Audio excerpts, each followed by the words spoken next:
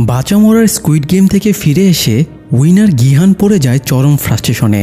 এই গেমের 456 জন প্রতিযোগীর মধ্যে একমাত্র সেই জিতে ফিরেছিল, ফলে সে পেয়েছিল বিপুল পরিমাণ প্রাইজ মানি। তবুও তার মনে কোনো আনন্দ ছিল না, কারণ বাকি 455 জন প্লেয়ারের মৃত্যুর বিনিময়েই সে এই প্রাইজ মানি জিতেছিল। তবুও একসময় গেমের ভয়াবহ স্মৃতি কাটিয়ে সে মুভ অন করার চেষ্টা করে, কিন্তু তখনই সে জানতে পারে স্কুইড গেম আবারও শুরু হতে যাচ্ছে। এটা শুনে সে জেদ ধরে, এবার সে সমস্ত অপরাধীর মুখোশ খুলে দেবে। সেই সাথে এতগুলো মানুষের মৃত্যুর প্রতিশোধ নিতে এই গেমটাও চিরতরে বন্ধ করে দেবে। তাই সে আবারও এই গেমে পার্টিসিপেট করার সিদ্ধান্ত নেয়। শেষ পর্যন্ত কি এই ভয়ঙ্কর ক্রিমিনাল চক্রের মুখোশ উন্মোচন হবে? এবার প্লেগ্রাউন্ডে প্লেয়ারদের জন্য কি চমক অপেক্ষা করছে জানতে হলে আসুন ঘুরে আসি আরও একবার স্কুইড গেমের দুনিয়া থেকে। নিজের প্রতিশ্রুতি পালন করে গিহান আমেরিকায় নিজের মেয়ের সাথে দেখা করতে যাচ্ছিল। একটু পরেই তার ফ্লাইট। সেই এয়ারপোর্টে ঢুকেই হঠাৎ অপর পাশের প্ল্যাটফর্মে সেই রিক্রুটারকে দেখতে পায়, যে গত বছর তাকে স্কুইড গেম খেলার জন্য প্রলুব্ধ করেছিল। আজ রিক্রুটার গিহানের মতোই অসহায় আরেকজনকে খেলার জন্য প্রলুব্ধ করছিল। গিহান দ্রুত তার দিকে দৌড়ে যায়, কিন্তু লোকটা ততক্ষণে একটা মেট্রোতে উঠে চলে যায়। তখন গিহান প্ল্যাটফর্মে থাকা অসহায় লোকটার কাছ থেকে স্কুইড গেমের কার্ডটা কেড়ে নেয়। এরপরে গিহান কার্ডটা নিয়ে চলে যাচ্ছিল, কিন্তু ফ্লাইটে ওঠার আগ মুহূর্তে সে আবারও গেমে ফেরত যাবার সিদ্ধান্ত নেয়। সে কার্ডে থাকা নম্বরে ফোন দিয়ে পার্টিসিপেট করতে চায়। তারপরে বলে, আমি দেখতে চাই তোমরা কারা, আর কেনই বা এই নৃশংস গেমটা তোমরা চালু করেছ। আমি তোমাদের এবার ছাড়ব না। ফোনের ওপাশ থেকে ফ্রন্টম্যান গিহানকে থ্রেট দিয়ে বলে, প্লেয়ার নম্বর 456, যদি বাঁচতে চাও তবে প্লেন ধরে নিজের গন্তব্যে চলে যাও, না হলে তোমার কপালে অনেক দুঃখ আছে। গিহান কিছু না বলে ফোনটা কেটে দেয় এবং মেয়ের সাথে দেখা করার সিদ্ধান্ত বাদ দিয়ে গেমটা আবারও খেলার পুরোপুরি সিদ্ধান্ত নিয়ে ফেলে। গিহানের যে বিমানে যাওয়ার কথা ছিল সেটা একটু পরেই ফ্লাই করে। তখন ফ্রন্টম্যান আবারও গিহানকে ফোন দিয়ে থ্রেট দেয়, তোমার এই বিমানে নিজের মেয়ের সাথে দেখা করতে চলে যাওয়া উচিত ছিল। আজকে না যাওয়ার জন্য পরবর্তীতে তুমি অনেক পস্তাবে। গিহানও পাল্টা থ্রেট দিয়ে বলে, ফ্রন্টম্যান যে গর্তেই থাকুক না কেন সে ঠিকই তাকে খুঁজে বের করবে। তো এরপরে কেটে যায় 2 বছর। গিহান এখনও স্কুইড গেম পর্যন্ত পৌঁছাতে পারেনি। এদিকে জুনহো এখন ক্রাইম ডিপার্টমেন্ট ছেড়ে ট্রাফিক পুলিশে ট্রান্সফার নিয়েছে। 2 বছর আগে একজন বোটের ক্যাপ্টেন তাকে মুমূর্ষ গুলিবদ্ধ অবস্থায় আইল্যান্ডের পাশে পেয়েছিল। তারপরে সেই তার প্রাণ বাঁচায়। জুনহো জ্ঞান ফেরার পরে পুলিশ ডিপার্টমেন্টকে এবং তার চিফকে স্কুইড গেমের ভয়াবহ কাহিনীগুলো জানিয়েছিল, কিন্তু কেউই তার কথা বিশ্বাস করেনি। দুঃখজনকভাবে জুনহো চিফকে যেসব ফটো ভিডিওগুলো পাঠিয়েছিল সেগুলো চিফের কাছে পৌঁছায়নি। তবুও জুনহোর কথার উপর ভিত্তি করে পুলিশ আইল্যান্ডের এরিয়াটা খোঁজাখুঁজি করেছিল, কিন্তু সেখানে কোনো ট্রেস পাওয়া যায়নি। ফলে পুলিশও হাত গুটিয়ে নেয়। এই জন্য জুনহো ট্রাফিক পুলিশে যোগ দিয়েছে, কারণ সে তো এটা জেনেই গিয়েছে স্কুইড গেমের সিলেক্টেড প্লেয়ারদেরকে গাড়িতে করে নিয়ে যাওয়া হয়। তাই জুনহো ট্রাফিকে যোগ দিয়েছে, যাতে রাস্তায় গাড়িগুলো মনিটরিং করে সে আবার চক্রটাকে ট্রেস করতে পারে। তবে এত কিছুর পরও জুনহো এখনও তার ভাই ইনহোর নামটা পুলিশকে জানায়নি। এমনকি সে এটাও কাউকে বলেনি ইনহোই ফ্রন্টম্যান হিসেবে গেমটা পরিচালনা করে এবং সেই জুনহোকে গুলি করেছিল। আসলে সে নিজেই আবার ভাইয়ের মুখোমুখি হতে চাইছিল।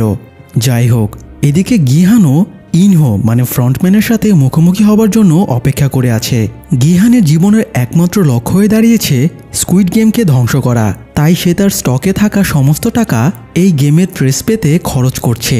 গিহান তার পাওনাদার কিমকে সমস্ত লোন পরিশোধের পরে আবার তাকেই নিজের কাজের জন্য হায়ার করেছে। গিহান প্রচুর টাকা খরচ করে কিমের পুরো গ্যাংকে দিয়ে সেই রিক্রুটারকে তন্ন করে 2 বছর ধরে খুঁজে বেড়াচ্ছে, কারণ এই রিক্রুটারকে ধরতে পারলে গেম পর্যন্তও পৌঁছানো যাবে। তো কিম তার অ্যাসিস্ট্যান্ট চোইকে নিয়ে হঠাৎ একদিন রিক্রুটারকে একটা স্টেশনে দেখতে পায়। রিক্রুটার আগের মতো নিয়মেই একজন লোকের সাথে দাগজে খেলে তাকে স্কুইড গেমে যাবার জন্য প্রলুব্ধ করছিল। কিম দ্রুত গিহানকে ফোন করে ব্যাপারটা জানায়। কিম রিক্রুটারকে ফলো করতে বলে এবং জানায় সে দ্রুত সেখানে পৌঁছাবে। তো একটু পরে রিক্রুটার স্টেশন থেকে বেরিয়ে যায়।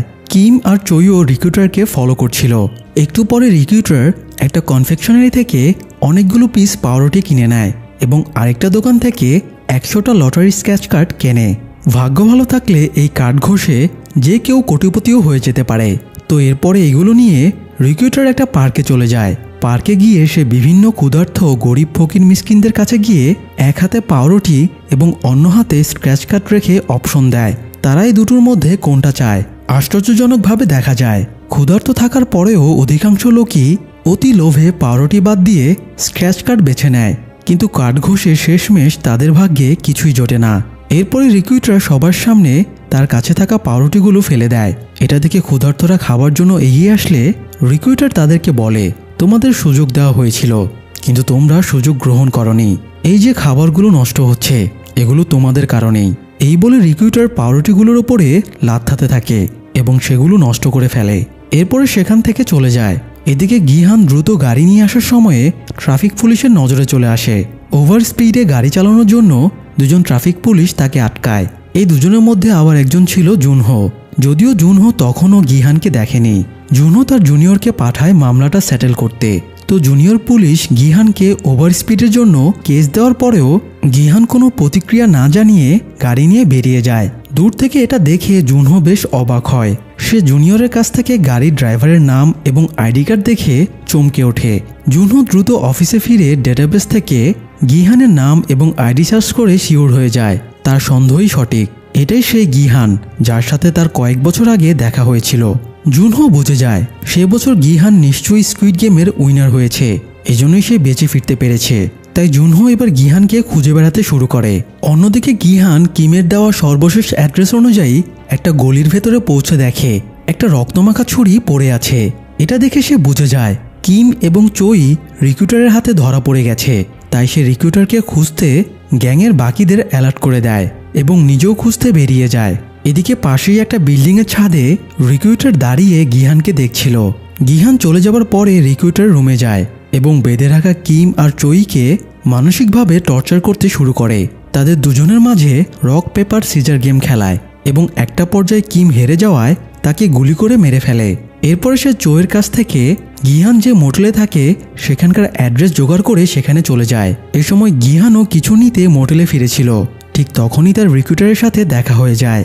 গিহান রিক্রুটারকে বলে এই গেমের সাথে যারা জড়িয়ে আছে সে যেন গিহানকে তাদের নামগুলো বলে দেয়, কিন্তু রিক্রুটার নিজের কাজের প্রতি খুব লয়াল ছিল তাই সে কারো নামই বলে না। এছাড়া যেহেতু গিহান তাকে ট্র্যাক করে ফেলেছিল তাই এই মুহূর্তে হয় তার নিজেকে মারতে হবে না হয় গিহানকে মেরে ফেলতে হবে। তো রিক্রুটার ব্যাপারটাকে ইন্টারেস্টিং বানানোর জন্য গিহানের সাথে রাশিয়ান রোলেট গেম খেলে। এটা মূলত একটা রিভলভারে শুধুমাত্র একটাই বুলেট থাকবে। তো দুজনেই নিজেদের মাথায় রিভলভার ঠেকিয়ে ট্রিগার চাপবে। যার ভাগ্য ভালো থাকবে সে বেঁচে যাবে, আর ভাগ্য মন্দ হলে সে গুলি খেয়ে মরে যাবে। তো এই ইগোর চক্করে গিহানও গেমটা খেলতে রাজি হয়ে যায়। দুজনের মধ্যে কয়েক রাউন্ড গেমটা চলে এবং শেষ পর্যন্ত রিক্রুটারই মারা যায়। ঠিক একই সময় জুনহো গিহানের অ্যাড্রেস জোগাড় করে মোটেলের সামনে পৌঁছে গিয়েছিল। সে গুলির আওয়াজ পেয়ে দ্রুত মোটেলে ঢুকে পড়ে। সেখানে সে একটা রুমে সে হাত পা বাঁধা অবস্থায় চোইকে পেয়ে যায়। রিক্রুটার চোইকে এই রুমে আটকে রেখেছিল। তো চোইকে মুক্ত করে দিয়ে জুনহো অন্য রুমগুলো খুঁজতে শুরু করে। এদিকে গিহান রিক্রুটারের পকেট হাতড়ে স্কুইড গেমের একটা ইনভাইটেশন কার্ড পেয়ে যায়। এই সময় সেই ঘরে জুনহো চলে আসে। সে প্রথমে গিহানকে গ্রেপ্তার করে, কিন্তু পেছন থেকে চোই এসে জুনহোকে আঘাত করে এবং গিহানকে বাঁচিয়ে নেয়। কিছুক্ষণ পরে জুনহোর জ্ঞান ফিরলে সে দেখে গিহান তাকে বেঁধে রেখেছে। গিহান তাকে বলে, আমি তোমাকে চিনতে পেরেছি, আমাদের আগেও একবার দেখা হয়েছে, তুমি আমার বাড়িতে স্কুইড গেমের ব্যাপারে জানতে এসেছিলে। তখন জুনহো বলে, আমাদের একবার না বরং দুবার দেখা হয়েছে। গেম চলাকালীন একজন মুখোশ পরা গার্ড তোমার কাছে গিয়ে ইনহোর ব্যাপারে জিজ্ঞেস করেছিল, ওটা আমিই ছিলাম। এবার গিহান ভাবে জুনহো হয়তো এই গেমেরই কোনো সদস্য। তখন জুনহো ব্যাপারটা পরিষ্কার করে দেয় যে সে তার ভাইকে খুঁজতেই সেখানে গার্ডের ছদ্মবেশে গিয়েছিল। গিহান জানায় সে এই গেমটাকে চিরতরে বন্ধ করে দিতে চায়, আর এই জন্য তার ফ্রন্টম্যানকে খুঁজে বের করতে হবে যে ইলনামের নির্দেশে এই গেমটা পরিচালনা করে। যেহেতু জুনহো গার্ড সেজে কিছুদিন স্কুইড গেমে ছিল তাই গিহান তাকে ফ্রন্টম্যানের ব্যাপারে জিজ্ঞেস করে, কিন্তু নিজের ভাইয়ের পরিচয় লুকাতে জুনহো ফ্রন্টম্যানের ব্যাপারে কিছুই বলে না। তবে সে গিহানকে এই গেম বন্ধের জন্য সাহায্য করতে চায়। যদিও পুলিশের ওপরে গিহান বা চোয়ের কোনো ভরসা ছিল না, তবুও গিহান জুনহোর কথা মেনে নিয়ে তাকে মুক্ত করে দেয় এবং এই গেমটা বন্ধ করার জন্য সমঝোতা করে। এরপরে গিহান তাদের অন্য একটা রুমে নিয়ে যায়। সেখানে সারি সারি টাকা সাজানো ছিল। স্কুইড গেম থেকে জিতে আনা টাকাগুলো সে একদম বেহালে ফেলে রেখেছিল। গিহান বলে, এই টাকাগুলো প্লেয়ারদের রক্তের দামে পাওয়া, তাই এই টাকা দিয়ে সে তাদের রক্তের প্রতিশোধ নেবে এবং গেমটা বন্ধ করে দেবে। জুনহো বলে সে টাকার জন্য গিহানকে সাহায্য করছে না, বরং তার ভাইয়ের প্রতিশোধ নিতেই সেও গেমটা বন্ধ করতে চায়। চোইও বলে সেও তার বস কিমের হত্যার প্রতিশোধ নিতে চায় এবং এই জন্য সেও গিহানকে সাহায্য করবে। তো শুধুমাত্র একটা রিভলভার দিয়ে তো আর এই অপরাধী চক্রের মোকাবেলা করা যাবে না, তাই গিহান তাদের পাশের আরেকটা রুমে নিয়ে যায়। আসলে এই মোটেলের পুরোটাই গিহান কিনে নিয়েছে, তাই সে এখানে একটা সাউন্ড প্রুফ রুমও বানিয়ে রেখেছে। এখানে সে দুনিয়ার তামাম শক্তিশালী অস্ত্রের কালেকশন করে রেখেছে, আর এই রুমটাকে সে সাউন্ড প্রুফ করে রেখেছে যাতে সে অস্ত্র চালানোর প্র্যাকটিস করতে পারে। তো গিহান নির্দেশ দেয় অপরাধীদের সাথে মোকাবেলা করার জন্য তাদের আরও লোকবলের প্রয়োজন, তাই এই কাজের জন্য যেন যোগ্য সোলজারদের হায়ার করা হয়। যাই হোক, এদিকের ঝামেলা সামলে গিহান সন্ধ্যায় এক নজর সাঙুর মা এবং কাঙের ভাইকে আড়াল থেকে দেখে আসে। এদের দুজনের বন্ডিংটা এখন বেশ ভালো হয়ে গেছে। কাঙের ভাই একটা পরিবার খুঁজে পেয়েছে, আর সাঙুর মাও ছেলেটাকে পেয়ে সাঙুর রিপ্লেসমেন্ট পেয়ে গিয়েছে। তো এরপরে গিহান এজেন্সির ব্রোকারের কাছে যায় এবং কাঙের মাকে খোঁজার কাজ কত দূর সেটা জিজ্ঞেস করে। ব্রোকার জানায় তারা শীঘ্রই তাকে খুঁজে বের করবে। গিহান ব্রোকারকে সাঙুর মায়ের অ্যাড্রেস দেয় এবং বলে যদি কাঙের মাকে কখনো খুঁজে পাওয়া যায় তবে যেন তাকে এই ঠিকানায় পৌঁছে দেওয়া হয়। এরপরে গিহান বেরিয়ে যায়। গিহান বেরিয়ে যাবার পরে ব্রোকারের কাছে নৌল নামের একটা মেয়ে আসে। এই মেয়েটির উত্তর কোরিয়া থেকে এখানে পালিয়ে এসেছে। সে ওখানে তার ঊর্ধ্বতন অফিসারকে খুন করেছে, পাশাপাশি তার নামে দেশদ্রোহিতার অভিযোগও রয়েছে। তাই নিজের স্বামীকে নিয়ে দক্ষিণ কোরিয়ায় পালিয়ে এসেছে, কিন্তু সমস্যা হলো সে তার বাচ্চা মেয়েকে সাথে আনতে পারেনি। এই জন্য সে ব্রোকারকে রিকোয়েস্ট করে যেভাবেই হোক তার মেয়েকে যেন এখানে নিয়ে আসা হয়। কিন্তু ব্রোকার জানায় নৌল দেশদ্রোহিতার মতো সাংঘাতিক অপরাধ করেছে, এই জন্য হয়তো শাস্তি হিসেবে এতদিনে তার বাচ্চাকে মেরে ফেলা হয়েছে। তাই ব্রোকার তাকে এই ব্যাপারে কোনো হেল্প করতে পারবে না। নৌলকে অন্য ব্রোকারেরাও একই কথা বলেছে, তাই সে হতাশ হয়ে ফিরে এসে একটা পার্কিং লটে গাড়ির ভেতরে বসেছিল এবং বাচ্চার কথা ভাবছিল। তখন কেউ একজন এসে তাকে একটা স্কুইড গেমের ইনভাইটেশন কার্ড দিয়ে দেয়। নৌলও আগ্রহ ভরে কার্ডটা দেখতে থাকে। সে একটা পার্কে কস্টিউম পরে বাচ্চাদের আনন্দ দেবার চাকরি করত। তো পরের দিন সে চাকরি থেকে রিজাইন দেয় এবং স্কুইড গেমে যোগ দেবার সিদ্ধান্ত নেয়। এদিকে গিহান নিজের মতো করে প্রস্তুতি চালিয়ে যাচ্ছিল। সে একজন ডেন্টিস্টকে দিয়ে সিক্রেটলি তার মাড়ির একটা দাঁত তুলে ফেলে। তারপরে সেখানে ট্র্যাকার চিপ বসানো একটা নকল দাঁত লাগায়, যাতে সে যেখানেই যাক না কেন জুনহো যেন তাকে ট্র্যাক করতে পারে। এরপরে তারা বিভিন্ন স্পেশাল ফোর্সের রিটায়ার্ড সোলজারদের হায়ার করে নিয়ে আসে এবং তারা গিহানের মোটেলেই নতুন অস্ত্রগুলোর ট্রেনিং নিতে শুরু করে। গিহান রিক্রুটারের পকেটে পাওয়া ইনভিটেশন কার্ডে ফোন করলে তাকে একটা ক্লাবে যেতে বলা হয়েছিল। গিহান, জুনহো আর তাদের ফোর্সের প্ল্যান ছিল তারা ক্লাবে গিয়ে ফ্রন্টম্যানকে কিডন্যাপ করবে। তো রাতে গিহান চইকে নিয়ে ক্লাবে ঢোকে আর জুনহো ফোর্স নিয়ে বাইরে অপেক্ষা করতে থাকে। একটু পরে জুনহো দেখতে পায় স্কুইড গেমের ড্রেস আপে দুজন গার্ড ক্লাবে ঢুকছে। সেও তাদের ফলো করে ক্লাবে ঢোকে, কিন্তু সে তাদের ট্রেস করার আগেই একজন গার্ড চইকে ইলেকট্রিক শক দিয়ে অজ্ঞান করে দেয় এবং অন্য গার্ডটা গিহানকে নিয়ে ক্লাবের পেছনের দরজা দিয়ে বাইরে চলে আসে। জুনহো তাদের ফলো করে বাইরে এসে দেখে গার্ড গিহানকে একটা গাড়িতে উঠিয়ে নিয়ে চলে যাচ্ছে। জুনহো তার ফোর্সকে অ্যালার্ট করে দিয়ে গাড়িটা ফলো করার নির্দেশ দেয়। এদিকে গিহান গাড়িতে উঠে বুঝতে পারে এটা সেই গাড়ি যে গাড়িতে বসে ফ্রন্টম্যানের সাথে তার কথা হয়েছিল। গাড়ির ভেতরে একটা স্পিকারে ফ্রন্টম্যানের কণ্ঠ ভেসে আসে। ফ্রন্টম্যান আবারও গিহানকে বলে তোমার সেদিন বিমানে চড়ে নিজের মেয়ের কাছে চলে যাওয়া উচিত ছিল। গিহানও বলে সে এই গেমটা বন্ধ করতে চায়। দুজনের মাঝে বেশ কিছুক্ষণ তর্কাতর্কি চলে। এরই মধ্যে গিহানের ফোর্সের গাড়িটা কাছাকাছি চলে আসে। তখনই স্নাইপার শটে সেই গাড়ির টায়ার পাংচার করে দেওয়া হয়। এরপরে জুনহোর গাড়িরও টায়ার পাংচার করে দেওয়া হয় যাতে তারা আর এগোতে না পারে। গিহান রেগে গিয়ে গান বের করে গাড়ির ভেতরে দুটো গুলি চালায়। তখন ফ্রন্টম্যান তাচ্ছিল্য করে বলে তুমি এই সামান্য গান দিয়ে গেম বন্ধ করতে চাও? গিহানও বুঝতে পারে সে এভাবে গেম বন্ধ করতে পারবে না, তাই সে এবার ফ্রন্টম্যানকে বলে সে আবারও গেমে পার্টিসিপেট করতে চায়। ফ্রন্টম্যান জিজ্ঞেস করে একটু আগেই না তুমি গেম বন্ধ করতে চাইছিলে, এখন আবার নিজেই খেলতে চাইছো? গিহান বলে আমি প্রমাণ করে দিতে চাই এই দুনিয়া তোমাদের ভাবনা মতো চলে না। আমি গেমে পার্টিসিপেট করে মানুষের চিন্তাধারার পরিবর্তন আনব। ফ্রন্টম্যান গিহানের চ্যালেঞ্জ মেনে নেয় এবং আগের মতোই গাড়ির ভেতরে একটা গ্যাস বের হলে গিহান অজ্ঞান হয়ে যায়। এরপরে তাকে স্কুইড গেমের নতুন একটা প্লেসে নিয়ে আসা হয়। অন্যদিকে নৌলও স্কুইড গেমের প্লেসে পৌঁছে যায়, তবে সে এখানে প্লেয়ার হিসেবে আসেনি, বরং গার্ড হিসেবে এসেছে। নোল গার্ডের জন্য নির্ধারিত ড্রেস এবং মাস্ক পরে রেডি হয়ে নেয় নতুন প্লেয়ারদের ওয়েলকাম জানানোর জন্য। গিহান সকালে ঘুম ভেঙে দেখে তাকে অন্যান্য পার্টিসিপেন্টদের সাথে একটা গণরুমে রাখা হয়েছে। এখানকার ইন্টেরিয়র ডিজাইন ঠিক আগের বারের মতোই। এছাড়া গিহানকে এবারও 456 নম্বর প্লেয়ার জার্সি দেওয়া হয়েছে। একটু পরে গার্ডেরা রুমে ঢুকলে সব পার্টিসিপেন্টরা এক জায়গায় জড়ো হয়। এবারও পার্টিসিপেন্টদের ভেতরে নানান প্রশ্ন, উদ্বেগ, সন্দেহের সৃষ্টি হয়। তাদেরকে কেন অজ্ঞান করে এখানে আনা হলো, তাদের সঙ্গের জিনিসপত্র কোথায়, তাদের ড্রেস কেন চেঞ্জ করা হলো ইত্যাদি কারণে তারা গেমের উপরে সন্দেহ করতে থাকে এবং গেম খেলবে না জানিয়ে দেয়। তখন গার্ডেরা স্ক্রিনে এসব প্লেয়ারদের আমলনামা মানে তাদের ডিটেলস আর ঋণের পরিমাণ দেখাতে শুরু করে। দেখানো শেষে সবাইকে প্রলোভন দেখিয়ে জিজ্ঞেস করে তারা কি আগের ঋণগ্রস্ত জীবনে ফিরে যেতে চায় নাকি এখানে গেম খেলে নিজেদের ভাগ্য বদলাতে চায়। গার্ডের কথায় পার্টিসিপেন্টরা গেম খেলার জন্য উৎসাহ পেয়ে যায়। এরপরে সবাইকে সেই ভোল্টটা দেখানো হয় যেখানে তাদের জেতা টাকাগুলো জমা হবে।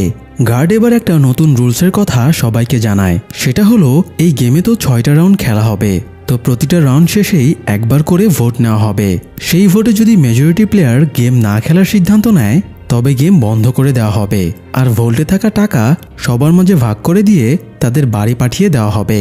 পেছনে চুপচাপ দাঁড়িয়ে থাকা গিহান এবার কথা বলে ওঠে।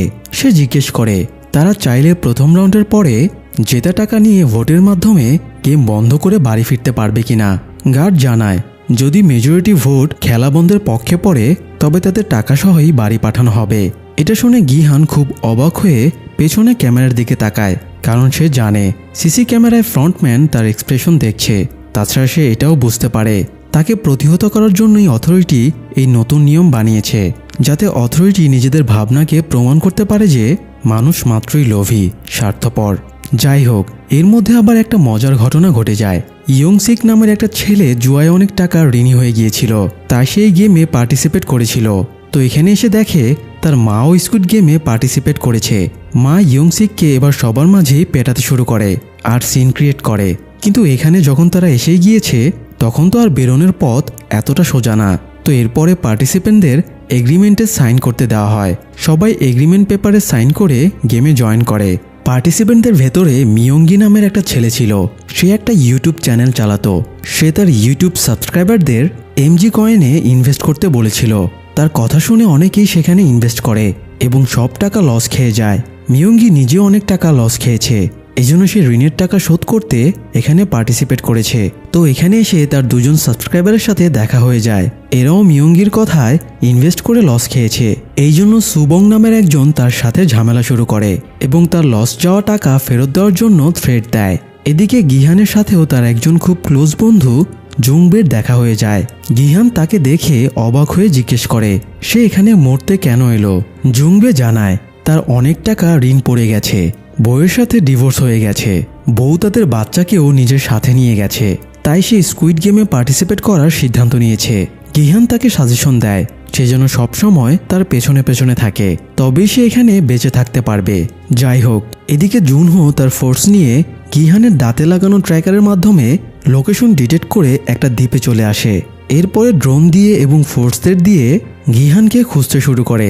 এরপরে সে একজন জেলের কাছে একটা বক্স পায় এবং বক্স খুলে দেখে গিহানের দাঁতের ট্র্যাকার চিপটা এর মধ্যে রাখা, অর্থাৎ তাদেরকে এতক্ষণ ভুল পথে চালনা করা হয়েছিল। অন্যদিকে সব স্কুইড গেমের প্লেয়ারদেরকে প্রথম রাউন্ডের জন্য প্লেগ্রাউন্ডে নিয়ে আসা হয়। এবারও আগেরবারের মতো রেড লাইট গ্রিন লাইট গেমের আয়োজন করা হয়েছে। গিহান এবার তার দাঁতটা খুলে সেটা দেখে হতভম্ব হয়ে যায়, কারণ তার দাঁতের ট্র্যাকারটা ছিল না। অর্থাৎ এখানে নিয়ে আসার পূর্বে গার্ডেরা তার ট্র্যাকারটা খুলে নিয়েছে। গিহান বুঝতে পারে সে পুরোপুরি ফেঁসে গিয়েছে, তাই এখন গেম খেলা ছাড়া তার আর কোনো উপায় নেই। তো গিহান সব প্লেয়ারদের অ্যালার্ট করে বলে তারা এই গেমটাকে যতটা সহজ ভাবছে এটা মোটেও ততটা সহজ না। দূরের ওই বড় পুতুলটার চোখে মোশন ডিটেক্টর লাগানো আছে, কেউ যদি রেড লাইটে কট খেয়ে যায় তাহলেই তাকে মেরে ফেলা হবে। কিন্তু গিহানের কথা শুনে সবাই ভাবে সে নেশাপানি করে এসেছে। কেউ তার কথা বিশ্বাস করেই না, বরং আরও হাসাহাসি করে। কেউ কেউ তো এটাও ভাবে গিহান তাদের ভয় দেখিয়ে গেম থেকে বের করতে চাইছে, যাতে সে ইজিলি গেমটা জিতে যায় এবং সব টাকা হাতিয়ে নেয়। তবুও গিহান সাধ্যমতো সবাইকে বোঝানোর চেষ্টা করে এবং বলে সে অ্যালার্ট করার সাথে সাথে যেন সবাই থেমে যায়। তো একটু পরে গেম শুরু হয়। রুল সেই পূর্বের মতোই, প্লেয়ারদের 5 মিনিট সময় দেওয়া হয়। গ্রিন লাইট বললে এগোতে হবে, আর রেড লাইট বললে থেমে যেতে হবে, আর 5 মিনিটের ভেতরে ফিনিশ লাইন ক্রস করতে হবে। যাই হোক, খেলা শুরুর পরে কয়েক ধাপ গিহানের নির্দেশ মেনে সবাই ভালোই এগোতে থাকে, কিন্তু একটা মেয়ের গালে হঠাৎ একটা মৌমাছি এসে বসলে সে চিৎকার শুরু করে। দুর্ভাগ্যবশত তখন রেড লাইট চলছিল, তাই একটা হেডশটে মেয়েটাকে মেরে ফেলা হয়। এরপরে মৌমাছিটা আরেকজন মহিলার গায়ে বসলে সেও চিৎকার দিয়ে ফেলে এবং তাকেও মেরে ফেলা হয়। এটা দেখে প্লেয়ারদের মধ্যে হট্টগোল শুরু হয় এবং অনেকেই পালাতে শুরু করে, ফলে সবাইকে মেরে ফেলতে শুরু করা হয়। শুধু তারাই বেঁচে থাকে যারা গিহানের নির্দেশ মতো চুপচাপ দাঁড়িয়েছিল। এবার সবাই বুঝে যায় গিহান তাদের যা বলেছিল সব সত্যি। সবাই বাকিটা পথ গিহানকে অনুসরণ করে এগোতে থাকে, তবুও পথে অনেকেই মারা যায়। এক পর্যায়ে গিহান সহ প্রায় সকলেই ফিনিশ লাইন ক্রস করে ফেলে, কিন্তু একজনের পায়ে গুলি লাগা লোক ফিনিশ লাইনের কাছাকাছি এসে আটকে যায়। সে আর এগোতে পারে না। সে গিহানের কাছে সাহায্য চায়। এদিকে ততক্ষণের সময়ও আর কয়েক সেকেন্ড বাকি ছিল, তবুও গিহান লাইফ রিস্ক নিয়ে লোকটাকে উদ্ধার করতে যায়। এ সময় তাদের ইয়ঞ্জু নামের একটা মেয়েও হেল্প করে। তারা দুজনে মিলে লোকটাকে একদম শেষ মুহূর্তে ফিনিশ লাইনের বাইরে নিয়ে আসে। সবাই ভেবেছিল লোকটা বেঁচে গেছে, কিন্তু স্নাইপার হাতে দায়িত্ব পালন করা নৌল লোকটাকে আবারও শ্যুট করে মেরে ফেলে। যাই হোক, এরপরে প্লেয়ারদের গণরুমে ফিরিয়ে নিয়ে যাওয়া হয়। একটু পরে গার্ডেরা এসে তাদের প্রথম রাউন্ড শেষ করায় অভিনন্দন জানায়। এরপরে তাদেরকে এই রাউন্ডের রেজাল্ট জানায়। এই রাউন্ডে 456 জন প্লেয়ারের ভেতরে 91 জন মারা গিয়েছে, ফলে এখন বেঁচে আছে 365 জন প্লেয়ার। যদিও গিহান না থাকলে নিঃসন্দেহে হতাহতের সংখ্যা আরও অনেক বেড়ে যেত। তবে প্রথম রাউন্ডে প্লেয়ারেরা যে নির্মম পরিস্থিতি ফেস করেছিল তাতে সবাই ঘাবড়ে গিয়েছিল, তাই সবাই গার্ডদের কাছে আকুতি মিনতি শুরু করে। তাদের জন্য বাড়ি পাঠিয়ে দেওয়া হয়, তারা এই গেমটা আর খেলবে না। গার্ডও তাদের প্রতিশ্রুতি দেয় ভোটের পরে যদি অধিকাংশ প্লেয়ার না খেলার পক্ষে ভোট দেয় তবে তাদের উইনিং অ্যামাউন্ট দিয়ে বাড়ি পাঠিয়ে দেওয়া হবে। তো এরপরে ভোল্টের ভেতরে এই রাউন্ডে জেতা টাকা জমা হয়। এটা দেখে প্লেয়ারেরা জিজ্ঞেস করে তাদের একজনের ভাগে কত টাকা পড়েছে। গার্ড জানায় এই টাকাটা ভাগাভাগি করে সবাই 24 মিলিয়ন করে পাবে। এটা শুনে অনেকেই আপসেট হয়, এত অল্প টাকা তাদের কোনো কাজেই আসবে না। তখনই গার্ড তাদের লোভ দেখিয়ে বোঝায় সেকেন্ড রাউন্ড শেষে আরও অনেক প্লেয়ার এলিমিনেটেড হয়ে যাবে, ফলে তাদের ভাগের টাকাও অনেক বেড়ে যাবে। এটা শুনে অনেকেরই লোভে চোখ চকচক করে ওঠে। তো এরপরে ভোটিং শুরু হয়। লাস্টের প্লেয়ার থেকে সিরিয়ালে ভোট নেওয়া শুরু হয়। তাই প্রথমে গিহান ভোট দেয় এবং সে গেম বন্ধের পক্ষে ভোট দেয়। এভাবে একে একে ভোট দিতে শুরু করে, কিন্তু দেখা যায় অনেকেই খেলার পক্ষে ভোট দিচ্ছে। এটা দেখে গিহান বিচলিত হয়ে সবাইকে বোঝায় এই গেমে কেউ বাঁচবে না, এখানে সবার একমাত্র পরিণতি হলো মৃত্যু। কিন্তু সবাই গিহানের বিরোধিতা করে, তাকে কেউই বিশ্বাস করে না। গিহান বোঝায় সে এই গেম আগেও খেলেছে এবং সে এই গেমের উইনার ছিল, তাই সে এই গেমের ব্যাপারে এত কিছু জানে। এটা শুনে সবাই তাকে আরও বেশি সন্দেহ করে। সবাই একই প্রশ্ন করে সে যদি উইনার হয়েই থাকে তাহলে তো তার কাছে 46.6 বিলিয়ন ওন থাকার কথা, তবে সে কেন আবার এই গেমে ফিরে এলো? গিহান আর তাদের কিভাবে কি বোঝাবে? তাকে ঘিরে পুরো হট্টগোল শুরু হয়ে যায়। তখন গার্ডেরা এসে গিহানকে হোস্টেস করে রাখে এবং ভোট কন্টিনিউ করে। ভোট সমান তালে চলতে থাকে এবং দেখা যায় গেমের পক্ষে বিপক্ষে সমান ভোট পড়েছে। তখনও 1 নম্বর প্লেয়ারের ভোট দেওয়া বাকি ছিল। 1 নম্বর প্লেয়ার গিয়ে গেমের পক্ষে ভোট দেয়, ফলে মেজরিটির ভোটে গেম চালিয়ে যাবার সিদ্ধান্ত নেওয়া হয়। আর ইন্টারেস্টিং ব্যাপার হলো এই 1 নম্বর জার্সিধারী প্লেয়ারটা ছিল ফ্রন্টম্যান ইনহো নিজেই, অর্থাৎ সেও এবার গিহানকে টক্কর দেওয়ার জন্য এই গেমে পার্টিসিপেট করেছে। যাই হোক, পরিস্থিতি স্বাভাবিক হলে প্লেয়ারদের খাবার দেওয়া হয়, কিন্তু গিহানের খাবারের প্রতি কোনো আগ্রহী ছিল না। মানুষের চিন্তাধারা পরিবর্তন করাতে পারেনি বলে সে বেশ হতাশ হয়ে পড়েছিল।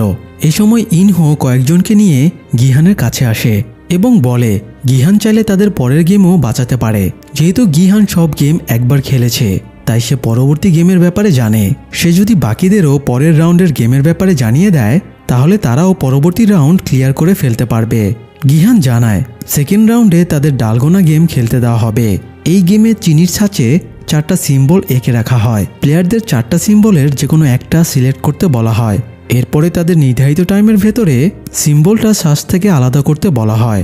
এই সিম্বলগুলোর ভেতরে সবচেয়ে ইজি হলো ত্রিভুজ আর সবচেয়ে কঠিন হলো ছাতা। গেমের ব্যাপারে বলা শেষ হলে ইং জং ডে নামের এক স্বার্থপর দাম্ভিক লোক এসে গিহানকে বলে পরের রাউন্ডের ব্যাপারে যদি সবাই জেনে যায় তাহলে পরের রাউন্ডে আর কেউই মরবে না, তাই তাদের প্রাইজ মানিও বাড়বে না। এই জন্য কথাটা তাদের মাঝেই সিক্রেট রাখা উচিত। কিন্তু গিহান বলে সে গেমের ব্যাপারে এই জন্যই বলছে যাতে সবাই বেঁচে থাকে। বেঁচে থাকার চেয়ে বড় প্রাইজ মানি আর কিছুই হতে পারে না। গিহানের কথা শুনে জংডে রাগে গজগজ করতে করতে বেরিয়ে যায়, সাথে বাকিরাও চলে যায়। তবে ইনহো সেখানেই থেকে যায় আর গিহানের সাথে ভাব জমানোর চেষ্টা করে। সে গিহানকে বিভিন্ন প্রশ্ন করতে থাকে, এত টাকা জেতার পরেও আবার সে কেন এই গেমে ফিরে আসলো, আর এতগুলো টাকাই বা সে কিভাবে খরচ করলো। গিহান বলে এই টাকা এখানকার মানুষের রক্তের বিনিময়ে পাওয়া, সে এই টাকা নিজের প্রয়োজনে কখনোই ব্যবহার করবে না। গিহান উল্টো ইনহোকে দোষ দিয়ে বলে সে যদি লাস্টে গেমের পক্ষে ভোট না দিত তাহলে মানুষগুলো বাড়ি ফিরে যেত এবং বেঁচে থাকতে পারত। ইনহো বলে বাড়ি ফিরেও তারা শান্তিতে বাঁচতে পারবে না, অশান্তি, ঋণের দুর্দশা, অর্থের অভাব, এসব নিয়ে বেঁচে থাকার চেয়ে এখানে গেম খেলে মরে যাওয়া অনেক ভালো। দুজনের মধ্যে মোরাল নিয়ে একটু তর্কাতর্কি হয় যদিও, তবে পরে আবার তারা নিজেদের সংযত করে নেয়। রাতে সবাই ঘুমিয়ে পড়লে ইনহো গিহানের কাছে আবারও যায় এবং বলে তার স্ত্রী অসুস্থ হবার পরে তাকে হাসপাতালে ভর্তি করা হয়। টেস্ট করে জানা যায় তার লিভার নষ্ট হয়ে গেছে, পাশাপাশি এটাও জানা যায় তার স্ত্রী প্রেগনেন্ট। ডাক্তার বলেছিল বাচ্চাটা অ্যাবর্শন করে ফেলার জন্য, কিন্তু তার স্ত্রী জেদ ধরে বাচ্চা অ্যাবর্শনের চেয়ে বরং সে মরে যাবে, তাই এবার লিভার ট্রান্সপ্ল্যান্টের চেষ্টা করা হয়, কিন্তু ডোনার পাওয়া যাচ্ছিল না। এরই মধ্যে চিকিৎসায় অনেক টাকা খরচ হয়ে যায়, তাই চিকিৎসার জন্য তার অনেক টাকার প্রয়োজন হয়ে পড়ে। এ সময় সে তার এক পুরনো ক্লায়েন্টের কাছে আর্থিক সাহায্য পায়, কিন্তু অফিসে তার বিরুদ্ধে অভিযোগ আসে সে নাকি ঘুষ হিসেবে টাকাগুলো নিয়েছে, ফলে তার চাকরিটাও চলে যায়। তাই লাইফের শেষ চেষ্টা হিসেবে সে স্কুইড গেম খেলতে এসেছে। এখন তার একমাত্র লক্ষ্য এই গেমটা জিতে স্ত্রী সন্তানের ভবিষ্যৎ গড়ে দেওয়া। ইনহোর কথা শুনে গিহান বেশ ইমোশনাল হয়ে পড়ে, আর গিহানের আবেগের সুযোগ নিয়ে ইনহো তার আরও ক্লোজ হয়ে যায়। এদিকে গতবারের মতো এবারও অর্গানের রমরমা ব্যবসা চলছিল। মৃত প্লেয়ারদের একটা সিক্রেট চেম্বারে নিয়ে গিয়ে তাদের অর্গান বের করা হচ্ছিল, কিন্তু এবার তারা শুধুমাত্র একটা প্লেয়ারের অর্গান বের করতে পেরেছিল, কারণ প্লেয়ারগুলোর অধিকাংশকেই হেডশটে মারা হয়েছে, আর হেডশটে মরলে অর্গান দ্রুত নষ্ট হয়ে যায়। এই জন্যই ডাক্তার বেশি অর্গান কালেক্ট করতে পারছে না। ব্যাপারটা গার্ড মাস্ক অফিসারকে জানায়। এই মাস্ক অফিসারই বর্তমানে ফ্রন্টম্যান, মানে ইনহোর অবর্তমানে এই গেম পরিচালনা করছিল। মাস্ক অফিসার জানতে পারে এই হেডশটগুলো নৌল করেছে, তাই সে নৌলকে ডেকে পাঠায়। সে নৌলকে বলে তোমাকে 7 বছর আগে আমি বেহাল দশায় হাসপাতালে পেয়েছিলাম, তোমার ব্যাপারে জেনে আমি বেশ অবাক হয়েছিলাম যে তুমি একাই জাস্ট একটা রাইফেল দিয়ে পুরো টিমকে হত্যা করে উত্তর আর দক্ষিণ কোরিয়ার বর্ডার ফাঁকি দিয়ে এখানে এসেছিলে, তাও আবার কোনো রকম হেল্প ছাড়াই। আর এই জন্যই তোমাকে আমি বাঁচিয়ে তুলেছিলাম এবং এখানে কাজ দিয়েছি, তাই আমার নির্দেশ অমান্য করার চিন্তাও করো না। নৌল বলে আমাকে দুনিয়ার সবচেয়ে ইউজলেস মানুষদের হত্যা করার কাজ দেওয়া হয়েছে, আর আমি সেটাই দায়িত্ব সহকারে পালন করছি। মাস্ক অফিসার বলে এই মানুষগুলো এমনিও মরে যাবে, তো মৃতদের অর্গান যদি মানুষের উপকারে লাগে তাহলে দোষের কি আছে। সে নির্দেশ দেয় নৌল যেন প্লেয়ারদের আর হেডশটে না মারে। এদিকে জুনহো গিহান এবং স্কুইড গেমের লোকেশন খুঁজে বের করার জন্য সর্বোচ্চ চেষ্টা চালিয়ে যাচ্ছে। সে আবারও চিফ অফিসারের কাছে যায় সাহায্যের জন্য। চিফ অফিসার তাকে ঊর্ধ্বতন কর্মকর্তার কাছে নিয়ে যায়, কিন্তু তিনি জুনহোর এরকম আজগুবি কথার উপরে ভিত্তি করে কোনো অ্যাকশন নেবেন না বলে জানিয়ে দেন। অন্যদিকে মিয়ংগি সকালে ঘুম ভেঙে দেখে সামনে তার গার্লফ্রেন্ড জুনহি দাঁড়িয়ে আছে। জুনহি ওইখানে খেলতে এসেছে দেখে সে খুব অবাক হয়ে যায়। তাছাড়া জুনহি প্রেগনেন্টও ছিল। মিয়ংগি তাকে বলেছিল বাচ্চাটা অ্যাবর্শন করে ফেলতে, কিন্তু জুনহি সেটা করতে চাইছিল না। এটা নিয়েই দুজনের মাঝে ঝামেলা চলছিল, কিন্তু তাদের এখানে এভাবে দেখা হয়ে যাবে সেটা তারা ভাবতেই পারেনি। মিয়ংগি জুনহিকে নিয়ে দুশ্চিন্তা দেখাচ্ছিল, কিন্তু জুনহি বলে আমার বাচ্চাকে বড় করার জন্য তোমার মতো অমানুষের প্রয়োজন নেই, আমি এই গেম থেকে জেতা টাকা দিয়ে ওকে মানুষ করব। এরই মধ্যে আবার অ্যালার্ম বেজে ওঠে এবং মাইকে অ্যানাউন্স করা হয় সেকেন্ড রাউন্ডের জন্য সবাই যেন প্লেগ্রাউন্ডে চলে আসে। তো অ্যানাউন্সমেন্ট শুনে সবাই প্লেগ্রাউন্ডে যায়, কিন্তু প্লেগ্রাউন্ডে গিয়ে দেখা যায় সেকেন্ড রাউন্ডে এবার ডালগোনা গেম রাখা হয়নি, এবার সম্পূর্ণ ভিন্ন কোনো গেম রাখা হয়েছে। গিহান নিজেও বেশ হকচকিয়ে যায়। কাল যারা তাকে তোষামত করছিল তারাই আবার তাকে গালাগাল শুরু করে দেয়। যাই হোক, প্লেয়ারদেরকে বলা হয় তারা যেন 5 জন করে এক একটা গ্রুপে ভাগ হয়ে যায়। টিম বানানোর জন্য তাদেরকে 10 মিনিট সময় দেওয়া হয়। টিম বানানো শেষ হলে তাদেরকে এই রাউন্ডের গেমের সাথে পরিচয় করিয়ে দেওয়া হয়। এবার তাদের কোনো সিঙ্গেল গেম খেলার সুযোগ নেই, এই রাউন্ডে তাদের মোট 5টা গেম খেলতে হবে। প্রতিটা টিমের 5 সদস্যের প্রত্যেকের পা একে অপরের পায়ের সাথে বাঁধা থাকবে। আর গেম হিসেবে এবার রাখা হয়েছিল দাগজি, ফ্লাইং স্টোন মানে পাথর দিয়ে পাথর মারা, ডাইস বা গুটি খেলা, লাটিম ঘোরানো এবং জেগি মানে পায়ের উপরে একটা টিনসেলকে ফুটবলের মতো করে 5 বার কিক করতে হবে। তবে এই 5 বারের মধ্যে টিনসেল একবারও মাটিতে পড়া যাবে না। যাই হোক, এই গেমগুলো শেষ করার জন্য 5 মিনিট সময় দেওয়া হয়। আর প্রতিটা টিমের একজন প্লেয়ার এক একটা গেম খেলার সুযোগ পাবে। একজন প্লেয়ারের একাধিক গেম খেলার সুযোগ নেই। তো প্রথমে দুটো টিম খেলতে যায়। প্রথমে তো একটা টিম 4টি টাস্ক কমপ্লিট করেই ফেলে, কিন্তু শেষ পর্যন্ত দেখা যায় টাইমের ভেতরে কোনো টিমই সবগুলো টাস্ক কমপ্লিট করতে পারেনি। তাই এভাবে প্রতিটা টিমকে খেলানো হয়।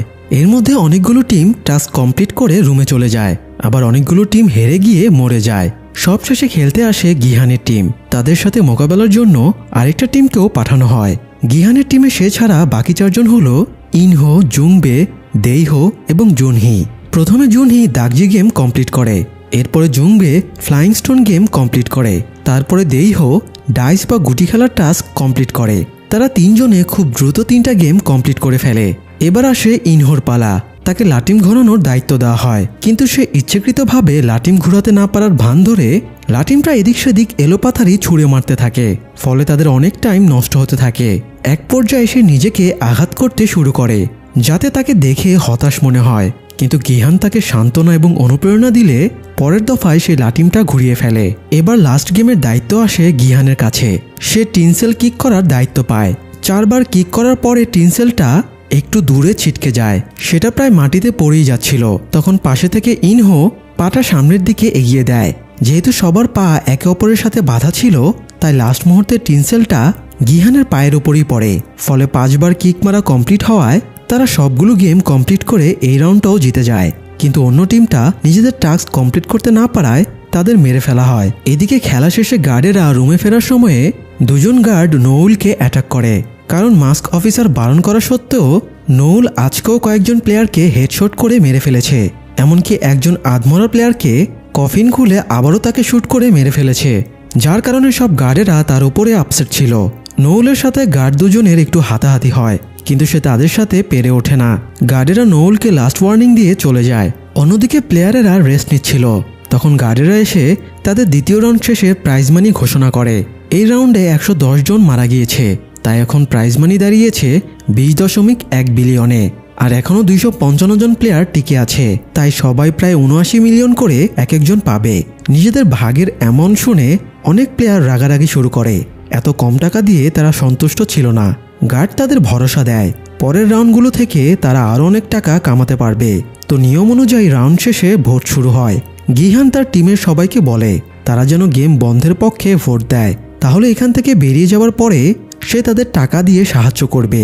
তো কথা মতো টিমের বাকিরা গিহানের কথা মতো ভোট দিলেও তার বন্ধু জুংবে গেমের পক্ষে ভোট দেয়। এদিকে ইয়ংসিকের মা তাকে বলে তাদের দুজনের টাকা এক জায়গায় করে তারা সব ঋণ শোধ করে দিতে পারবে, তাই তাদের ফিরে যাওয়া উচিত। বাকিটা জীবন তারা ক্ষেতখামারি করে সুন্দরভাবে কাটিয়ে দিতে পারবে। তাই তিনি ইয়ংসিককে গেম বন্ধের পক্ষে ভোট দিতে বলেন। কিন্তু ইয়ংসিকের ঋণের ব্যাপারে তার মায়ের কোনো ধারণাই ছিল না। এই টাকা ইয়ংসিকের ঋণ শোধ হতো না, তাই সে গেমের পক্ষে ভোট দিয়ে দেয়। এভাবে একসময় ভোটিং শেষ হলে দেখা যায় অধিকাংশ প্লেয়ারই গেমের পক্ষে ভোট দিয়েছে। তাই গেম কন্টিনিউ রেখে সেদিনের মতো সবাইকে খাবার এবং ঘুমানোর সুযোগ দিয়ে গার্ডেরা চলে যায়। তবে রাতে ঘুমানোর আগে গিহান তার দলের সবাইকে সাবধান করে দেয় এখানে লাইট অফ হয়ে গেলে এক গ্রুপ অন্য গ্রুপের উপরে অ্যাটাক করে, যাতে প্লেয়ার মরে গেলে তারা আরও বেশি প্রাইজ মানি পেয়ে যায়। তো রাতটা গিহান জেগে পাহারা দিয়েই কাটিয়ে দেয়। এদিকে জুনহো এবার 2টো টিম নিয়ে গিহানকে খুঁজতে বেরিয়ে পড়ে। তাদের 2টো টিম এবার সমুদ্রের 2 দিকের দ্বীপগুলো খুঁজে দেখবে কোথায় এই স্কুইড গেমের প্লেস বানানো হয়েছে। অন্যদিকে সকালে সব প্লেয়ারদের জাগিয়ে তুলে পরবর্তী রাউন্ডের জন্য প্লেগ্রাউন্ডে নিয়ে আসা হয়। এই রাউন্ডের গেমের নাম হলো মিঙ্গেল। এই গেমের রুলস হলো সব প্লেয়ারকে একটা প্ল্যাটফর্মের ওপরে দাঁড়াতে বলা হয়। সবাই দাঁড়ানোর পরে প্ল্যাটফর্মটা ঘুরতে শুরু করবে এবং র্যান্ডমলি একটা নম্বর বলা হবে।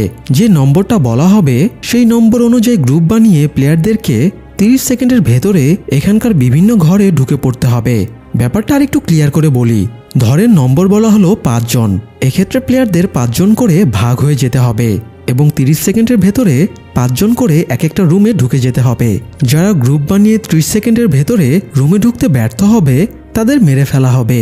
আবার যদি কোনো রুমে 5 জনের বেশি বা কম সংখ্যার প্লেয়ার ঢুকে পড়ে তবে তাদেরকে রুমের ভেতরে গিয়ে মেরে ফেলা হবে। তো এরপরে সব প্লেয়ার এসে প্ল্যাটফর্মের ওপরে দাঁড়িয়ে যায় এবং প্ল্যাটফর্মটা ঘুরতে শুরু করে। প্রথম নম্বরটা বলা হয় 10 জন। নম্বর বলতেই 30 সেকেন্ডের টাইমার অন হয়ে যায়, ফলে প্লেয়ারদের মধ্যে হট্টগোল শুরু হয়ে যায়। যে যেভাবে পারে 10 জনের গ্রুপ বানিয়ে বিভিন্ন ঘরে ঢুকে পড়ে। যারা 30 সেকেন্ড পরেও বাইরে থেকে যায় তাদেরকে তৎক্ষণাৎ মেরে ফেলা হয়। তাদের লাশগুলো সরিয়ে নিয়ে যাবার পরে পরের রাউন্ড শুরু হয়।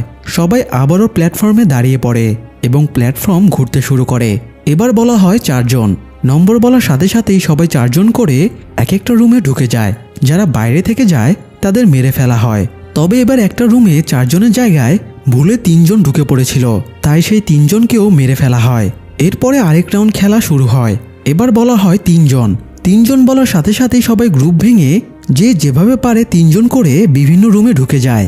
এবার ইয়ংসিক একটা স্বার্থপরের মতো কাজ করে। নিজে বাঁচতে সে তার মা জেওমজাকে ফেলে রেখে বাকি দুজনের সাথে রুমে চলে যায়। যদিও ঠিক মুহূর্তে গিহান জেওমজাকে সাথে নিয়ে যায় বলে তিনি বেঁচে যান। তবুও তিনি ছেলের উপরে একটুও রাগ করেন না, বরং একটু পরে বের হলে ছেলে ঠিক আছে দেখে তাকে আবারও আলিঙ্গন করে। যাই হোক, পরের রাউন্ড শুরু হলে এবার নম্বর দেওয়া হয় 6 জন। এবারও কিছু প্লেয়ার মারা যায়। তারপরে আজকের গেমের লাস্ট রাউন্ড শুরু হয়। সবাই প্ল্যাটফর্মে দাঁড়িয়ে পড়ে এবং প্ল্যাটফর্ম ঘুরতে শুরু করে। এবারে নম্বর দেওয়া হয় 2 জন। সবাই দৌড়ে 2 জন করে রুমে ঢুকতে শুরু করে। এবার ইনহো এবং জুংবে এক রুমে ঢুকেছিল, কিন্তু তাদের সাথে আরও একজন ঢুকে পড়ে। তাই 30 সেকেন্ড শেষ হবার আগেই ইনহো সেই লোকটাকে ঘাড় মোটকে মেরে ফেলে। ইনহোর এরকম নৃশংসতা দেখে জুংবে বেশ ঘাবড়ে যায়। যাই হোক, এই রাউন্ডের গেম শেষে 155 জন প্লেয়ার মারা যায় এবং বেঁচে থাকে 100 জন প্লেয়ার।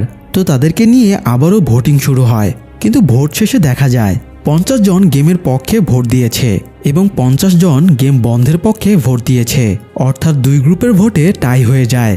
এজন্য গার্ডেরা তাদেরকে নিজেদের সিদ্ধান্তের ব্যাপারে আরও একবার ভাবার জন্য সকাল পর্যন্ত সময় দেয় এবং বলে সকালে আবারও ভোটিং করা হবে। এরপরে তারা চলে যায়। এদিকে জুনহো তার দলবল নিয়ে একটা দ্বীপের কাছে চলে এসেছিল। সে ড্রোন ক্যামেরায় জঙ্গলের ভেতরে একটা পাতাল ঘরের মতো দেখতে পায়। এটা দেখে সে ফোর্স নিয়ে সেখানে চলে যায়। একজন সোলজার পাতাল ঘরের দরজাটা খুলতেই সেখানে ব্লাস্ট হয় এবং সোলজারটা মারা যায়। তাই তারা দ্রুত সেখান থেকে মৃত সোলজারকে নিয়ে শিপে ফিরে আসে। শিপ ক্যাপ্টেন পার্ক তাদেরকে শহরে ফিরে যাওয়ার জন্য বলে, কিন্তু জুনহো ইনভেস্টিগেশন শেষ না করে এখান থেকে ফিরতে চাইছিল না। তাই সে তাদের দ্বিতীয় দলটাকেও এখানে চলে আসার নির্দেশ দেয়। এদিকে গেমের পক্ষে এবং বিপক্ষে থাকা প্লেয়ারদের মধ্যে হট্টগোল শুরু হয়ে যায়। এ সময় খাবারের প্যাকেট খুলে গিহান দেখে খাবারের সাথে কাঁটা চামচও দেওয়া হয়েছে। এটা দেখে সে বুঝতে পারে আজ রাতে সাংঘাতিক কিছু ঘটতে চলেছে। অন্যদিকে ওয়াশরুমে সুবং তার দলবল নিয়ে মিনসু নামের একটা ছেলেকে র্যাগ করছিল, কারণ সে গেম বন্ধের পক্ষে ভোট দিয়েছিল। সে তাকে গেমের পক্ষে ভোট দেওয়ার জন্য জোর করে কনভিন্স করছিল। এটা দেখে মিয়ঙ্গি এগিয়ে আসে এবং প্রতিবাদ করে। সেও নিজের দলের প্লেয়ারদের ডেকে জানায় এরা প্লেয়ারদের জোর করে ভোট চেঞ্জ করাচ্ছে। এই সময় মিয়ঙ্গি আর সুবংয়ের মধ্যে হাতাহাতি শুরু হয়ে যায়। আর এক পর্যায়ে মিয়ঙ্গি সুবংয়ের গলায় নিজের কাঁটা চামচটা ঢুকিয়ে দিয়ে তাকে মেরে ফেলে। এটা দেখে ওয়াশরুমে উপস্থিত গেমের পক্ষে বিপক্ষে থাকা প্লেয়ারেরাও মারামারি শুরু করে এবং বেশ কয়েকজন মারা যায়। এদিকে যারা রুমে বসেছিল তারা কাউন্টিং স্ক্রিনে প্লেয়ার সংখ্যা কমতে দেখে অবাক হয়ে ভাবতে থাকে ওরা মরছে কিভাবে। একটু পরে মারামারি করে বেঁচে ফেরা প্লেয়ারেরা রুমে এসে পুরো ঘটনাটা জানায়। এতে 2 গ্রুপের মাঝে রেষারেষি আরও বেড়ে যায়। এদিকে জুনহোদের শিপের ক্যাপ্টেন পার্ক জাহাজে সিক্রেটলি কিছু একটা করছিল, সেটা একজন সোলজার দেখে ফেলে। তাই ক্যাপ্টেন পার্ক লোকটাকে মেরে ফেলে। আসলেই ক্যাপ্টেন পার্ক ইনহোর নির্দেশেই কাজ করে। সেই কয়েক বছর আগে ইনহোর নির্দেশে জুনহোকে মুমূর্ষু অবস্থায় উদ্ধার করে নিয়ে গিয়েছিল। আর এখন বন্ধু সেজে থাকার ভান করে জুনহোর ওপরে সে তদারকি করছে, যাতে জুনহো স্কুইড গেমের প্লেসের ব্যাপারে জানতে না পারে। যাই হোক, অন্যদিকে 2 গ্রুপ নিজেদের পক্ষের প্লেয়ারদের গুনতে শুরু করে এবং দেখা যায় গেমের পক্ষে বেঁচে আছে 47 জন এবং গেম বন্ধের পক্ষে বেঁচে আছে 48 জন। অর্থাৎ সকালে ভোটিংয়ের জন্য গেম বন্ধের পক্ষের প্লেয়ার বেশি ছিল। একটু পরে লাইট অফ করে দেওয়ার অ্যানাউন্সমেন্ট দেওয়া হয়। তাই গিহান তার গ্রুপের লোকদের পরামর্শ দেয় তারা যেন নিজেদের সেফ রাখে। রাতটা যেভাবেই হোক তাদের বেঁচে থাকতে হবে। রাতে তাদের উপরে অ্যাটাক হতে পারে, তাই তাদের নিজেদের প্রোটেক্ট করতে হবে। তবে সেই সাথে গিহান একটা সাংঘাতিক প্ল্যান সাজায়। সে আজকের রাতের স্পেশাল ফাইটের ফায়দা নিয়ে গার্ডদের উপরে অ্যাটাক করে তাদের অস্ত্র কেড়ে নিয়ে বিদ্রোহ করার প্ল্যান বানায়। আর এজন্যই সে লাইট বন্ধ হতেই নিজের গ্রুপের প্লেয়ারদের সেফলি বেডের নিচে লুকিয়ে পড়তে বলে। তো একটু পরে লাইট অফ হয়ে যায় এবং দুই গ্রুপের প্লেয়ারদের মধ্যে ফাইট শুরু হয়ে যায়। অনেক হতাহত ঘটে যাওয়ার পরে মার্কস অফিসার গার্ডদের নির্দেশ দেয় এবার যেন তারা লাইট অন করে ভেতরে গিয়ে ফাইট থামায় এবং স্ক্যান করে দেখে কারা মারা গিয়েছে। গার্ডেরা ভেতরে ঢোকার আগে গিহান তার গ্রুপের লোকদের নিয়ে মৃত প্লেয়ারদের মতো মেঝেতে শুয়ে পড়ে। এরপরে গার্ডেরা যখন তাদের কানের পেছনে থাকা চিপ স্ক্যান করতে যায় তখনই তারা অতর্কিতভাবে গার্ডদের উপরে অ্যাটাক করে দেয়। সেই সাথে গার্ডদের বন্দুক কেড়ে নিয়ে রুমে থাকা অন্য গার্ডদের উপরে গুলি চালাতে শুরু করে। এতে বেশ কয়েকজন গার্ড মারা যায়। অবস্থা বেগতিক দেখে মার্কস অফিসার গার্ডদের ফিরে আসার নির্দেশ দেয়। জীবিত সব গার্ড পালিয়ে গেলেও একজন গার্ড তাদের হাতে ধরা পড়ে যায়। গিহান মৃত গার্ডদের রাইফেলগুলো এক জায়গায় জড়ো করে, তারপরে প্লেয়ারদের ডেকে বলে সে উপরে গিয়ে গেমের পরিচালককে খুন করে এই গেমটা চিরতরে বন্ধ করে দেবে। তাই এখানে যারা গান চালাতে জানে তারাও যেন গিহানের সাথে যোগ দেয়। একটু পরে কয়েকজন গিহানের সাথে যোগ দিতে বেরিয়ে আসে। প্লেয়ারদের মধ্যে ইয়ঞ্জু নামের একজন এক্স সোলজার ছিল।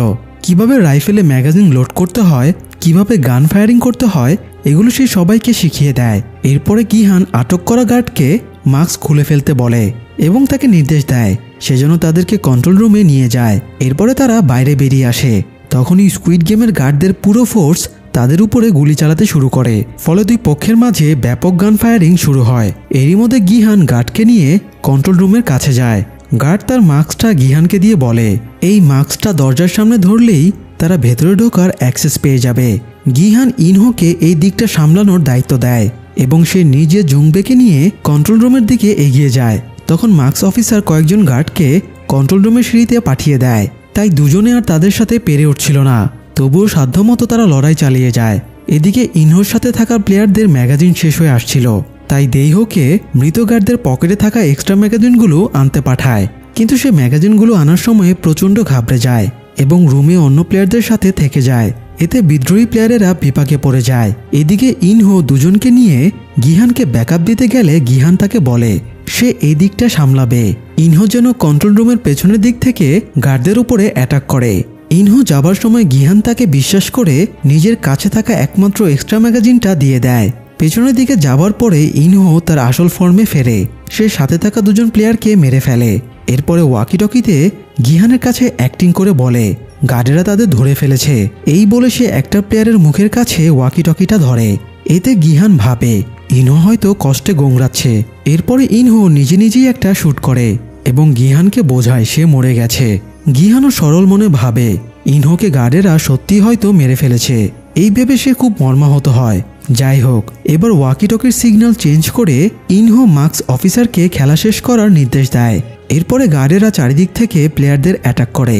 এতে বিদ্রোহী প্লেয়ারদের কেউ কেউ মারা যায়। একজন ধরা দেবে না বলে আত্মহত্যা করে, বাকিরা আত্মসমর্পণ করে। তবুও গার্ডেরা তাদের মেরে ফেলে। শেষ পর্যন্ত গিহান আর জংবেরও আর কিছুই করার ছিল না, তাই তারা দুজনও আত্মসমর্পণ করে। তখনই ইনহো মাস্ক পরে ফ্রন্টম্যান সেজে তাদের সামনে আসে। ফ্রন্টম্যান গিহানকে বলে প্লেয়ার 456, হিরো সেজে অনেক মজা লাগলো তাই না? হিরো সাজার শাস্তি এবার তুমি নিশ্চয়ই পাবে। এই বলে সে গিহানের সামনে জুংবেকে গুলি করে মেরে ফেলে। এতে গিহান খুব ক্ষেপে যায় এবং ফ্রন্টম্যানের দিকে তেড়ে যায়, কিন্তু গার্ডেরা তাকে চেপে ধরে। সেই সাথে নতুন সিজনের ইঙ্গিত দিয়ে স্কুইড গেমের সিজন 2 এখানেই শেষ হয়ে যায়। দর্শক, স্কুইড গেমের দুটো সিজনেরই এক্সপ্লেনেশন আমাদের চ্যানেলে আপলোড করা হলো। আপনাদের যদি এক্সপ্লেনেশন ভালো লেগে থাকে তবে আমরা স্কুইড গেমের তৃতীয় সিজন রিলিজ পেলে সেটি নিয়েও হাজির হব। তাই ভালো লাগলে চ্যানেলটি সাবস্ক্রাইব করে আমাদের পাশেই থাকুন। ধন্যবাদ।